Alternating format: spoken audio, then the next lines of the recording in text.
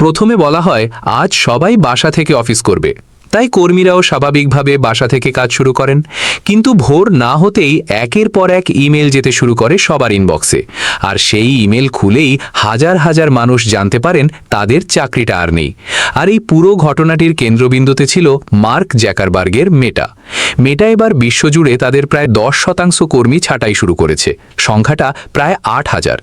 একই সঙ্গে আরও প্রায় 7,000 কর্মীকে সরে নেওয়া হচ্ছে নতুন এআই কেন্দ্রিক টিমে। সব মিলিয়ে কোম্পানির বড় একটি অংশ এখন পুনর্গঠনের মধ্যে দিয়ে যাচ্ছে। ব্লুমবার্গ ও রাইটার্সের তথ্য অনুযায়ী সিঙ্গাপুর অফিসের অনেক কর্মী স্থানীয় সময় ভোর 4টের দিকে সেই ইমেল পান।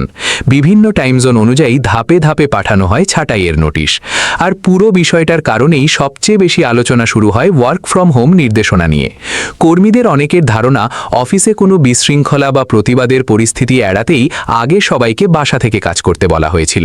ছাঁটাইয়ের আগে মেটায় মোট কর্মী ছিল প্রায় 78,000। এখন কোম্পানিটি ছোট টিম, দ্রুত সিদ্ধান্ত ও এআই নির্ভর কাঠামোয় যেতে চাইছে। প্রতিষ্ঠানটির মানব সম্পদ বিভাগের প্রধান জ্যানে গেইথ অভ্যন্তরীণ বার্তায় জানিয়েছেন, নতুন কাঠামোয় কম মানুষ নিয়ে আরও দ্রুত কাজ করাই এখন লক্ষ্য। এর মাঝেই সামনে আসে আরও বিতর্কিত তথ্য। অভিযোগ ওঠে কর্মীরা কম্পিউটারে কি করছেন, কতক্ষণ কাজ করছেন, এমনকি মাউস ও কিবোর্ডের ব্যবহার পর্যন্ত নজরদারি করা হচ্ছিল। বিষয়টি জানাজানি হওয়ার পর কোম্পানির ভেতরে ক্ষোভ ছড়িয়ে পড়ে। 1,000-এর বেশি কর্মী এর বিরুদ্ধে স্বাক্ষরও করেন।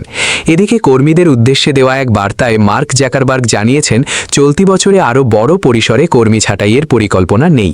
তবে একই সঙ্গে তিনি স্বীকার করেছেন, পুরো পরিস্থিতিতে কোম্পানির পক্ষ থেকে আরও পরিষ্কারভাবে কথা বলা উচিত ছিল। সবকিছুর পেছনে সবচেয়ে বড় কারণ এখন কৃত্রিম বুদ্ধিমত্তা। মেটা তাদের পুরো ভবিষ্যৎ এখন এই প্রযুক্তি কেন্দ্রিক করে সাজাতে চাইছে। শুধু এই বছরেই এই খাতে 125 থেকে 145 বিলিয়ন ডলার বিনিয়োগের পরিকল্পনা করেছে প্রতিষ্ঠানটি। আর শুধু মেটাই নয়, পুরো প্রযুক্তি বিশ্ব এখন একই পথে হাঁটছে। মাইক্রোসফট, অ্যামাজন, সিসকো, ওরাকলের মতো বড় বড় কোম্পানিও একদিকে কর্মী কমাচ্ছে, অন্যদিকে কৃত্রিম বুদ্ধিমত্তায় বিপুল অর্থ বিনিয়োগ করছে। এএসপি নিউজের সাথে থাকার জন্য ধন্যবাদ। সাবস্ক্রাইব করে সাথে থাকুন।